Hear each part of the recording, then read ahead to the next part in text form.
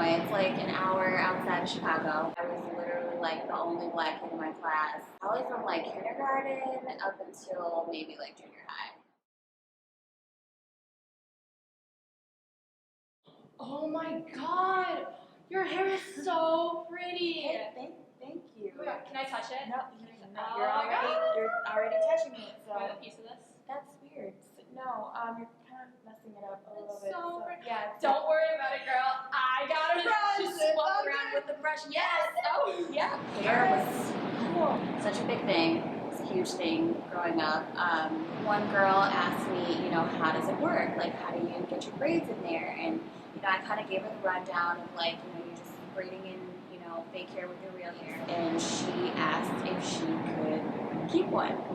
And I was like, what? What do you, I mean, is that like, there's no rules of being polite on people asking you to borrow your hair. So I told her yeah. But I kind of avoided her for the rest of the year.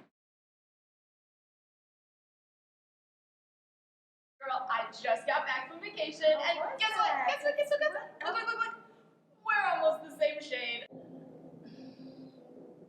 I love my skin now. I love it. But, you know, when I was younger, that was probably the biggest differentiating factor between me and my friends. I had, I'll have to ask my dad, maybe it was like 7th birthday party, and this kid named Ted got a new watch. So his dad got him this cool white G-Shock, and he was letting all my friends like try on his watch. So when it came time for me, he told me no, because it's a white watch and like my brown skin was gonna get it dirty.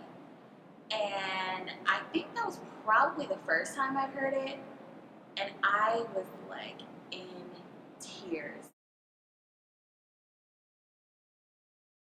I was at a sleepover with some of my friends. We went ape shit over Disney. So like we played Disney princesses all the time, and I, you know, asked if I could be Cinderella.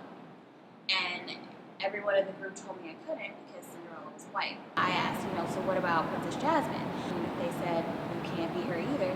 And, you know, I just kind of felt discouraged because I couldn't think of a black Disney princess because there weren't black Disney princesses.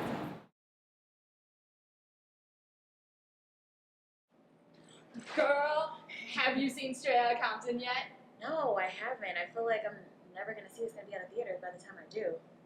You haven't seen Straight Outta Compton? No, I just said that. No. Girl, I am blacker than you. Let's talk about acting white.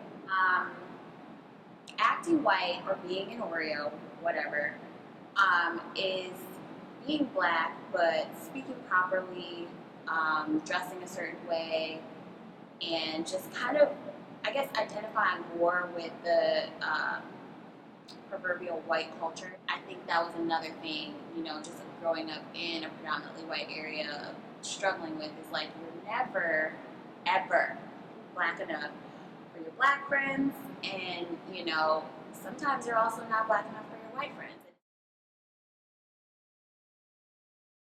It was really like TV and like seeing girls who were just like me that made me realize like that's beautiful. Cinderella, like that production warmed my heart. That's probably the best Cinderella I've ever seen in my life.